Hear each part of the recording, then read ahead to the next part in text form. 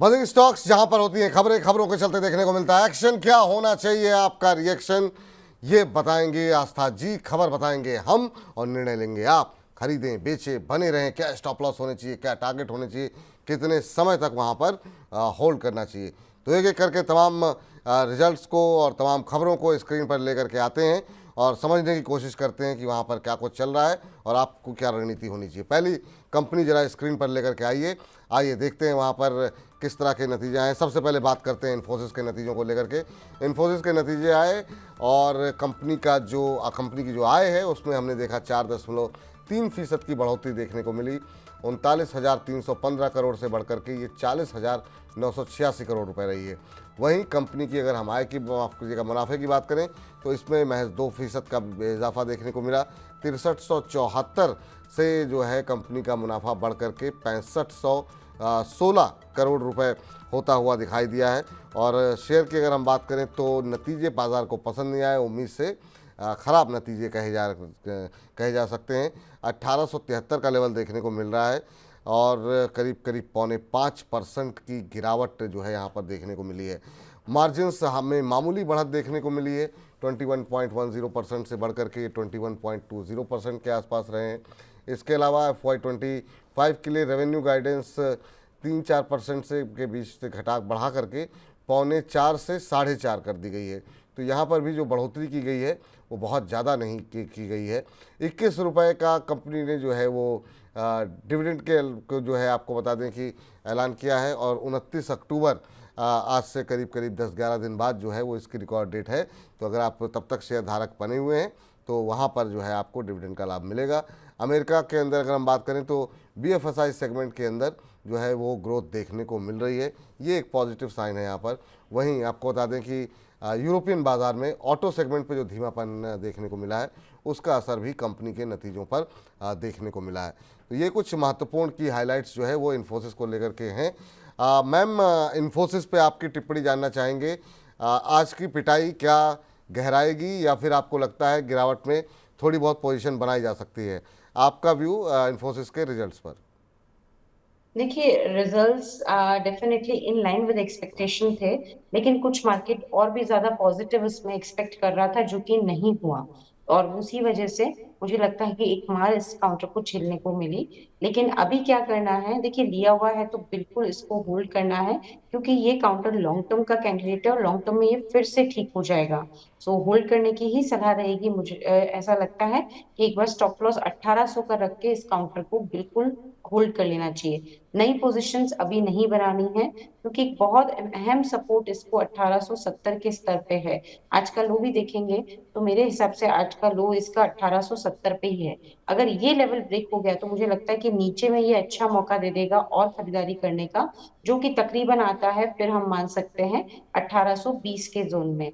तो अभी नई खरीदारी ना करें, 1800 1820 के जोन में नई खरीदारी करें और लेके रखें इस काउंटर को। लेकिन स्टॉप लॉस इसमें स्ट्रिक्ट 1800 का रख के होल्ड किया जा सकता है। टारगेट मुझे लगता है अभी तो नहीं, क्योंकि रिजल्ट जस्ट आए हैं, इतने अच्छे नहीं है, लेकिन लॉन्ग टर्म में वापस से 2000 के लेवल देखने को मिलेगा। वापस में 2000 के लेवल देखने को मिल सकते हैं। चलिए स्क्रीन पर अगली रिजल्ट लेकर के आइए और इसी क्षेत्र से जुड़ी कंपनी विप्रो के रिजल्ट लेकर आइए। और बिल्कुल उलट देखने को मिला है यहाँ पर मामला। कम से कम जो शेयर प्राइस में मोमेंटम है, उम्मीद से बेहतर रहे नतीजे। यहाँ पर रेवेन्यू की बात करें तो ये जो है 1.5% का इजाफा देखने को मिला है और ये 21,964 करोड़ रुपए से बढ़ करके 22,302 करोड़ रुपए रहा है। कंपनी की अगर हम आय की बात करें, वहीं अगर हम बात करें कंपनी के मुनाफे की तो 3,037 करोड़ रुपए से बढ़ करके 3,227 करोड़ रुपए कंपनी का मुनाफा रहा है पिछली तिमाही के मुकाबले। ये जो है तिमाही दर तिमाही का कंपैरिजन जो है ये आपके स्क्रीन पर दिखाई दे रहा है। आईटी कंपनियों में हमेशा हम तिमाही दर तिमाही जो है कंपैरिजन करने की कोशिश करते हैं और यहाँ पर आज हम देख रहे हैं क्या शानदार मूव देखने को मिला है मैम। और एक तरीके से उम्मीद से बेहतर नतीजे रहे। क्यों रहे हैं? क्योंकि एक तो जो रेवेन्यू गाइडेंस थी वो कि उसमें जो है करीब करीब 2% का इजाफा हुआ, -2% से सीधे इन्होंने 0% की गाइडेंस दी है। तो वो एक अच्छी बात रही। रेवेन्यू गाइडेंस का अनुमान जो है इन्होंने आधे से 1.5% के आसपास की बढ़ोतरी का लगाया है। वहीं आपको बता दें कि कंपनी ने जो एक बड़ी घोषणा की है जिसका भी शेयर प्राइस पर काफ़ी अच्छा मोमेंटम बनता हुआ दिखाई दिया है, वो है 1:n बोनस देने का भी ऐलान जो है वो विप्रो की तरफ से किया गया है। तो ये बोनस देने के ऐलान के बाद कंपनी के शेयर में आज अच्छे तेज़ी देखने को मिल रही है, 550 का लेवल। मैम, आप कैसे देख रही हैं विप्रो के रिजल्ट्स को, और विप्रो के रिजल्ट्स को ध्यान में रखते हुए क्या किसी आईटी पे आपकी नज़र रहेगी? आईटी क्या इस समय सेफ बेट हो सकता है इस तरह की वोलेटिलिटी के बाजार में? और पहले विप्रो पर टिप्पणी, 550 का प्राइस। देखिए, आईटी तो safe bet as a sector नहीं बोलूंगी, लेकिन स्टॉक स्पेसिफिक सेफ बेट्स हो सकते हैं, जैसे कि एम्फेसिस अच्छा लगता है और विप्रो भी बढ़िया लग रहा है। तो ये दो काउंटर्स में मुझे लगता है बाइंग पोजीशन क्रिएट की जा सकती है। अब सबसे पहले मैं विप्रो की बात करती हूँ, जिन्होंने लिया हुआ है वो क्या करें, बिल्कुल पोजीशन में यहाँ पे स्ट्रिक्टली बने रहें और एक लगा लें स्टॉप लॉस तकरीबन 520 के स्तर पे, और टारगेट अब जो रखेंगे इसमें वो 580 590 का रख सकते हैं विप्रो में। तो नई खरीदारी करनी है, उनको क्या करना है, उनको भी अभी नई खरीदारी करनी चाहिए around the level of 540। Stop loss वही रहेगा 520 का, और टारगेट जो हमको इसमें वापस से देखने को मिलेगा वो 580 590 के रहेंगे। तो दोनों ही तरह की यहाँ पे स्ट्रेटेजीज लेने का एडवाइस है, hold as well as new buying भी की जा सकती है। ठीक, तो ये रहा है विप्रो पे निकल के आती हुई। आईटी में आपको एक तो विप्रो पसंद आ रहा है, दूसरा आपने एम्फोसिस का जिक्र किया। ये दो कंपनियां हैं मैम। जी बिल्कुल, एम्फेसिस भी अच्छा लग रहा है जी। और वहां पे भी हमारी रिकमेंडेशन बाइंग करने की ही है। तो दोनों काउंटर्स मजबूत दिखते हैं। दोनों काउंटर, तो आईटी में अगर आप कोई पोजीशन बनाना चाह रहे हैं तो विप्रो और एम्फेसिस, ये दो कंपनियां हैं। एम्फेसिस में भी काफ़ी अच्छा मूव देखने को मिला था, नतीजे भी इनके अच्छे रहे थे। तो ये राय फिलहाल निकल के आती हुई। अब जरा यहाँ से एक और नतीजा देखते हैं, वो देखते हैं बैंकों का। एक्सिस बैंक पे जरा नज़र डालते हैं। एक्सिस बैंक पे जो कंपनी की जो बैंक की जो एनआईआई है उसमें जो है 9% का इजाफा देखने को मिला है। नेट इंटरेस्ट इनकम में 12,314 करोड़ से बढ़ करके ये 13,483 करोड़ रुपए रहा है पिछले साल के मुकाबले। यहाँ पे कंपैरिजन वाई है, यानी साल दर साल कंपैरिजन यहाँ पर दिखाया जा रहा है आपकी स्क्रीन पर। मुनाफे की बात करते हैं जरा। मुनाफे में 18% की बढ़ोतरी देखने को मिली है। ये एक पॉजिटिव ट्रिगर है। 5864 करोड़ से बढ़ करके 6,918 करोड़ रुपए कंपनी का मुनाफा जो है वो आता हुआ दिखाई दिया है। तो ये नतीजे अगर देखें तो ये पॉजिटिव नतीजे रहे हैं एक्सिस बैंक के, और नतीजों के चलते काफ़ी शानदार मूव देखने को मिल रहा है। 1197 रुपये 30 पैसे का मौजूदा भाव यहाँ पर देखने को मिल रहा है। एक्सिस बैंक के नतीजे काफ़ी शानदार रहे हैं। जरा इसके हाइलाइट्स देख लेते हैं। हाइलाइट्स क्या हैं? कंपनी का जो एनपीए है वो घटा है, करीब करीब एक जो है 1.54% से घट करके ये लास्ट क्वार्टर के मुकाबले अगर हम बात करें तो फिर 1.44% रहा है। ये एक अच्छी खबर है एक्सिस बैंक के लिए। एनएनपीए जो है वो 0.34% पर बना हुआ है, स्थिर बना हुआ है। ये भी एक पॉजिटिव है एक्सिस बैंक को लेकर के। तो जो बहुत सारे कंसर्न बैंकिंग को लेकर के दिखाई दे रहे थे वो फिलहाल प्राइवेट बैंकों के रिजल्ट्स में अभी तक एक्सिस बैंक को लेकर के हम ये कह सकते हैं वो नहीं दिखाई दे रहे हैं। मैम, एक्सिस बैंक को लेकर के आपकी टिप्पणी क्या रहेगी? अभी जो है 6.25% ऊपर, क्या फ्रेश बाइंग की कोई गुंजाइश है, या आपको लग रहा है काफ़ी रैली आ चुकी है, अब थोड़ा सा वेट करना चाहिए? देखिए, सबसे पहले एक डिस्क्लेमर, एक्सिस बैंक हो सकता है कि हमने हमारे पीएमएस में भी होल्ड किया हुआ हो ये स्टॉक, क्योंकि हम एम पीएमएस के नाम से जो पीएमएस चलाते हैं। उस डिस्क्लेमर के साथ मैं बोलना चाहूंगी कि एक्सिस बैंक अभी ठीक लग रहा है। मुझे लगता है एक बढ़िया सपोर्ट इसने जो बना लिया है वो 1120 के स्तर पे बना लिया है। तो अब वहां से नीचे जाने की संभावना थोड़ी कम लगती है, और एक्सिस बैंक अभी ऊपर और जाने की क्षमता रखता है। मुझे लगता है एक बार आराम से 1220 1240 तक ये जाता हुआ नजर आएगा। तो इस काउंटर को होल्ड रखना है और नई बाइंग भी की जा सकती है। पहला टारगेट तो इसमें 1240 और फिर 1270 का दूसरा टारगेट रहेगा। ठीक, 1240 1270 ये टारगेट यहाँ पर देखने को मिल सकते हैं। अगली कंपनी जरा स्क्रीन पर लेकर के आते हैं, और क्या शानदार मूव रहा है, और इसमें बहुत सारे सवाल हमारे पास आए थे। नाम थोड़ा सा मैं मिस कर रहा हूँ लोगों के। मझगांव डॉक, आपको बता दें कि 22 अक्टूबर को कंपनी की होनी है बोर्ड बैठक, और बोर्ड बैठक में होने हैं बड़े ऐलान। शेयर स्प्लिट और डिविडेंड, इन दोनों को लेकर के जो है फैसला होना है। यहाँ पर आपको बता दें कि बोर्ड बैठक के अंदर डिविडेंड को मंजूरी अगर मिलती है तो 30 अक्टूबर जो है इसकी रिकॉर्ड डेट रखी गई, यानी 30 अक्टूबर तक अगर आप शेयर धारक बने हुए हैं मझगांव डॉक के तो फिर आपके खाते में डिविडेंड की रकम भी आएगी। इस सरकारी कंपनी में सरकार की हिस्सेदारी 84.83% है और पिछले कुछ दिनों में यहाँ पर अच्छे मूव आते हुए दिखाई दिए हैं बहुत सारी खबरों के चलते। कल जरूर पिटाई हुई थी मझगांव डॉक में, लेकिन आज क्या शानदार मूव, 8% की तेज़ी, 4580 का लेवल। बहुत लोगों के सवाल है मैम यहाँ पर रहे हैं, लोगों की पोजीशन ऊपर लेकिन लेवल पे काफ़ी फंसी हुई है। ये जो रिकवरी है क्या एग्जिट का मौका है, या यहाँ पर आपको लग रहा है कि एवरेजिंग का मौका, यहाँ पे एवरेजिंग की जा सकती है? फ्रेश एंट्री के लिए किसी को अगर राय देनी हो तो आप क्या देंगी? और इसके साथ ही साथ बाकी जो है डिफेंस पे भी ज़रा बात करेंगे आपसे, क्योंकि आज जीआरएससी में भी काफ़ी शानदार मूव देखने को मिल रहा है। 4580 4583 पर मझगांव डॉक कैसा लग रहा? देखिए, मज़गांव डॉक अच्छा लग रहा है। इनफैक्ट डिफेंस शेयरों में जो हमने लगातार एक सेलिंग देखी थी, मुझे लगता है वो थमती हुई नजर आ रही है। और मज़गांव डॉक की बात करें तो ये अब बाइंग का कैंडिडेट भी बन चुका है, लेकिन एक ही चीज है, रिजल्ट्स 22 तारीख को है जैसा आपने बताया।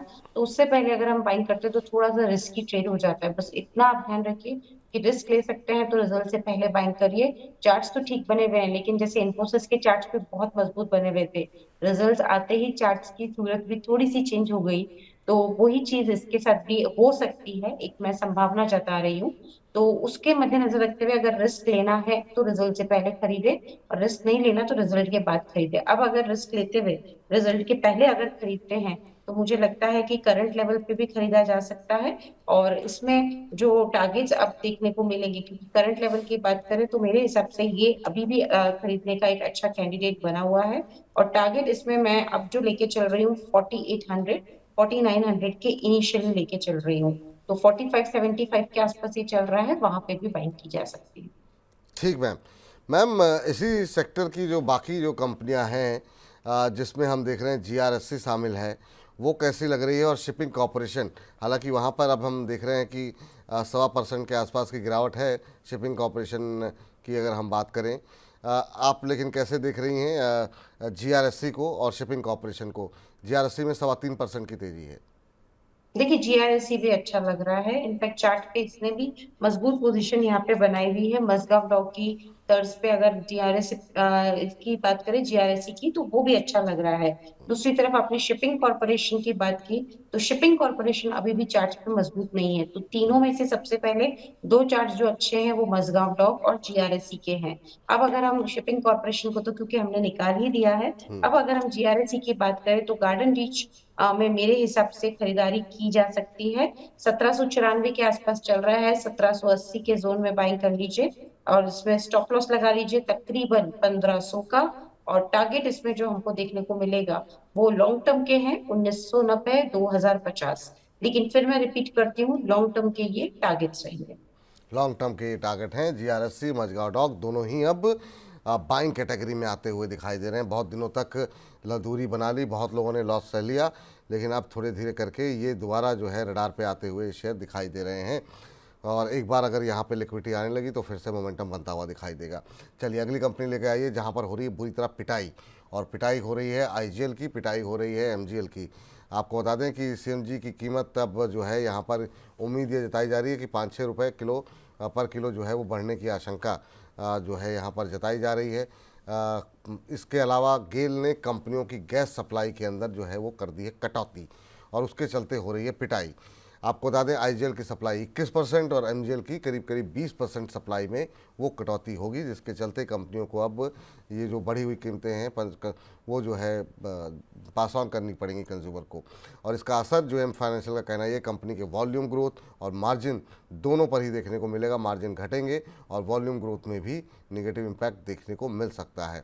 यहाँ पर इस फैसले के बाद जेएम फाइनेंशियल ने इन दोनों ही कंपनियों की रेटिंग और लक्ष्य में कटौती की है। सेल रेटिंग दी है आईजीएल को और यहाँ पर 435 का टारगेट दिया गया है। वहीं अगर हम एमजीएल की बात करें तो यहाँ पर भी सेल रेटिंग दी गई है और यहाँ पर 1400 रुपये तक के नीचे के टारगेट दिए गए हैं। और इसी खबर के चलते, हालांकि पिटाई तो बहुत ज़्यादा हुई थी आईजीएल एमजीएल की, लेकिन हमने जब खबर लिखी थी तब उस समय 9.5% नीचे था, अब फिर से 10% नीचे हो गया है। तो ये आज अच्छी खासी पिटाई है, 435 तक के लक्ष्य निकल करके आ रहे हैं। वहीं एमजीएल की बात करें तो अभी भी 11.5% नीचे है। मैम और कितनी पिटाई बाकी है? जिनके पास पोजीशन बनी हुई है उनके लिए कुछ मौका है निकलने का, क्या करें अब? और क्या इतना टूट जाने के बाद फ्रेश एंट्री करनी चाहिए या फिर अभी दूर रहना चाहिए? आपको लगता है अभी ये तो सिर्फ शुरुआत है? नहीं, मेरे हिसाब से दूरी रखनी चाहिए। देखिए, एक चीज़ जो मुझे ये सेक्टर में थोड़ी और खटकती है, वो ये है कि जो रेगुलेशंस रहते हैं, उसकी वजह से बहुत ज़्यादा न्यूज़ फ्लो बढ़ता है और वो पूरा स्टॉक प्राइसेस के मोमेंटम को बहुत अच्छे से शेक कर देता है। तो मैं वैसे भी इसीलिए इस सेक्टर में मैं रिकमेंडेशंस कम ही देती हूँ। और अभी तो जो न्यूज़ आई है, उसका बहुत बड़ा नेगेटिव इम्पैक्ट हमें देखने को मिला है। मेरे हिसाब से इससे दूरी बनाए रखनी इस सेक्टर से बेटर है। लेकिन सबसे बड़ी तकलीफ वहां आती है जहां ऑलरेडी ये पोजीशन में लिए हुए होते हैं लोगों द्वारा। तो क्या करना चाहिए? अभी तो मैं यही बोलूंगी कि 1500 के स्टॉप लॉस के साथ, एमजीएल की मैं बात कर रही हूँ, 1500 के स्टॉप लॉस के साथ अभी तो होल्ड करें। लेकिन अगर ये ट्रिगर होता है तो निकल जाए, क्योंकि फिर ये अपने 50 वीक्स एक्सपोनेंशियल मूविंग एवरेज के भी नीचे आ जाएगा ये। तो वो एक अच्छा संकेत नहीं है। और इसी तो ये स्टॉप लॉस के साथ अभी तो होल्ड करें, लेकिन ऊपरी स्तरों पे निकलने का भी पूरा प्रयास करते रहे। इंद्रप्रस्थ गैस की बात करें तो यहाँ पे भी मुझे वीक ही लग रहा है, ये ज्यादा वीक लग रहा है काउंटर। इसमें भी एक बार स्टॉप लॉस लगा ले 420 का। लेकिन अगर ये टूटता है तो एग्जिट कर लें। और अगर नहीं टूटता किसी भी वजह से, तो अगर ये ऊपर जाता है तो भी निकलने का प्रयास करें। लगभग मेरे हिसाब से 500 के जोन में ये निकलने की कोशिश करें। तो दोनों ही स्टॉक्स को ऊपरी स्तर पे निकलना है। नीचे के लिए जो स्टॉप लॉसेस दिए हुए हैं अभी तो वो स्ट्रिक्टली फॉलो करें। लेकिन वो स्टॉप लॉसेस ट्रिगर होते हैं तो भी एग्जिट करना है इन दोनों काउंटर से। इन दोनों काउंटर्स पे। चलिए, तो ये राय निकल करके आती हुई, अब जरा फटाफट जो है अगली कंपनी का रुख करते हैं। स्क्रीन पर लेकर के आइए जरा बीएमएल को। ये बीएमएल के अंदर क्या कुछ पक रहा है, क्या कुछ चल रहा है। आपको बता दें कि इसमें 2 दिन पहले कंपनी को एक ऑर्डर मिला था और उसके बाद से लगातार एक अच्छा मोमेंटम देखने को मिल रहा है। एक तो ये क्षेत्र, ये कंपनी डिफेंस में भी है। ये कंपनी अगर हम बात करें तो रेलवे में भी है। पिछले 5 कारोबारी सत्र के अंदर शेयर के अंदर 10% की तेज़ी देखने को मिली है। अब हुआ क्या है कि 2 दिन पहले ही जो हाई स्पीड ट्रेन है भारत की, उसके लिए कंपनी को एक ऑर्डर मिला है और ऑर्डर भी ठीक ठाक बड़ा है। इंटीग्रल कोच फैक्ट्री से 866.87 करोड़ रुपए का कंपनी को ये ऑर्डर मिला था। और शुक्रवार को यानी कि आज शेयर के अंदर एक अच्छा मोमेंटम 5% की तेज़ी बीएमएल के अंदर देखने को मिल रही है। मैम, डिफेंस और रेलवे दोनों के बीच की कड़ी दोनों क्षेत्र में ये कम काम कर रही है। आज 4.25% ऊपर, 4000 के ऊपर। ये भी शेयर एक ऐसा कैंडिडेट है जो कि रिकवरी दिखा रहा है थोड़ा थोड़ा करके। आपकी टिप्पणी क्या होगी बीएमएल को लेकर के? बिल्कुल रिकवरी दिखा रहा है। तो जैसा हम अभी आईजीएल और एमजीएल की बात कर रहे थे, तो वो सेक्टर की भी फैंसी नहीं है, लेकिन यहाँ सेक्टर की फैंसी भी बहुत है। तो मेरे हिसाब से उसमें से एग्जिट करके इस सेक्टर में भी शिफ्ट किया जा सकता है। अब अगर मैं यहाँ पे स्पेशली बीईएमएल की बात करूँ, यानी कि डिफेंस सेक्टर पे शिफ्ट किया जा सकता है, तो बीईएमएल में भी खरीदारी करने की सलाह रहेगी। 4050 के आसपास चल रहा है, मुझे लगता है एक बार ऊपर में ये जो कोशिश करेगा वो 4300 तक की जाने की ट्राई करेगा। तो बिल्कुल खरीदारी इसमें की जा सकती है 4300 के लेवल्स के लिए, 4000 के स्तर पे। लेकिन स्टॉप लॉस जो लगाया जाएगा वो तकरीबन 3650 का आ रहा है। ठीक। मैम, आज एक कंपनी के रिजल्ट्स आने हैं, इसी सेक्टर से जुड़ी हुई कंपनी है, उसमें बहुत अच्छा मोमेंटम है। वो है तेजस नेटवर्क। 7% ऊपर अभी ट्रेड करती हुई कंपनी दिखाई दे रही है। 1200-1203 का लेवल देखने को मिल रहा है। रेलवे के अंदर हम देख रहे हैं बीच बीच में अब रिकवरी यहाँ पर भी थोड़ी सी आती हुई दिखाई दे रही है। और तेजस के साथ ही हम थोड़ा सा आरवीएनएल और टीटागढ़ पे भी आपकी टिप्पणी जानना चाहेंगे, क्योंकि रेलवे पे बहुत सवाल हैं रहते हैं हमारे और बहुत लोगों की पोजीशन भी ऊपर लेवल पे फंसी हुई है। पहले तेजस पे व्यू आपका, आज रिजल्ट्स हैं। देखिए, तेजस नेटवर्क की बात करें तो आज रिजल्ट है, रिजल्ट से पहले पोजीशन ना बनाए, हमेशा सेफ रहता है। लेकिन अभी लिया हुआ है वो तो बिल्कुल होल्ड कर लेंगे। स्टॉप लॉस 1203 के आसपास ही चल रहा है। मेरे हिसाब से स्टॉप लॉस इसमें 1100 का रख के होल्ड करने की सलाह रहेगी अगर लिया हुआ है। नई पोजीशंस की अभी राय नहीं है। अगर रिजल्ट अच्छे आए तो एक बार मुझे लगता है 1280 से 1320 तक जाने की ट्राई ये काउंटर कर सकता है। रेलवे पे आपने रेलवे पे बात की है मैम, लेकिन इस सेगमेंट को चूंकि अलग से अपलोड करते हैं, तो आरवीएनएल और टीटागढ़ पे आपकी राय जानना चाहेंगे। अभी क्या फ्रेश पोजीशन की गुंजाइश किसी में है, आरवीएनएल या फिर टीटागढ़ में? टीटागढ़ कोशिश कर रहा है निचले लेवल से रिकवरी करने की, और ये जो कोशिश है हो सकता है इसको ऊपर में एक बार 1260 तक लेके जाए, 1220 से 1260 के जोन में। तो टीटागढ़ वैगन्स में एक रिकवरी का मूड हमें देखने को मिल रहा है, जिसमें मैंने जो लेवल दिए हैं वहां तक जाने की कोशिश ये काउंटर करता हुआ नजर आएगा। यहाँ पे अगर थोड़ा सा रिस्क ले सकते हैं तो बाइंग भी की जा सकती है। 1179 1179 के आसपास ही चल रहा है। करंट लेवल पे भी बाइंग करेंगे तो 1040 का स्टॉप लॉस लगा लेंगे और टारगेट तो इसमें वही रहेंगे, 1260 तक के इनिशियल टारगेट इसमें रखे जा सकते हैं। ठीक है मैम, और इसी के साथ हमारे इस खास सेगमेंट को यहीं पर हम करते हैं समाप्त।